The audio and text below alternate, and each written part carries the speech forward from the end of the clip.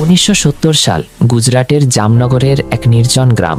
বিদ্যুৎ নেই, পাকা রাস্তা নেই, ভবিষ্যতের কোনো আলোর রেখাও নেই। বৃষ্টি না এলে ফসল পুড়ে ছাই হয়ে যায়। অকাল এসে দাঁড়ায় দরজায়, অনাহার, নিঃশব্দ হতাশা। এই গ্রামের ধুলোমাখা পথেই বড় হচ্ছিল মাত্র 15 বছরের চন্দুভাই বিরানি। একদিন বাবা ডেকে বললেন, এখানে আর কিছু বাকি নেই, জমি বেচে যা পেয়েছি এই 2000 টাকা নাও, বাইরে যাও, নিজের ভাগ্য নিজে গড়ো। পকেটে মুষ্টিমেয় টাকা, চোখে অসম্ভব স্বপ্ন, কাঁধে পরিবারের ভার নিয়ে চন্দুভাই আর তার ভাইয়েরা শহরের পথে পা বাড়ালেন। ক্যান্টিনে ট্রে ধোয়া, রাত জেগে পোস্টার সাটানো, খেটে খাওয়া, ঘামে ভেজা দিনগুলো। কিন্তু কখনো মাথা নোয়াননি। সমস্যাকে তিনি দেখতেন সুযোগের চোখে। ক্যান্টিনে চিপস শেষ হয়ে যেত, আর সেই অভাব থেকে জন্ম নিল এক স্বপ্নের শুরু। বাড়ির উঠোনে একটা কড়াই, নিজের হাতে আলুর ওয়েফার্স ভাজা, মাত্র 10,000 টাকার সাহস।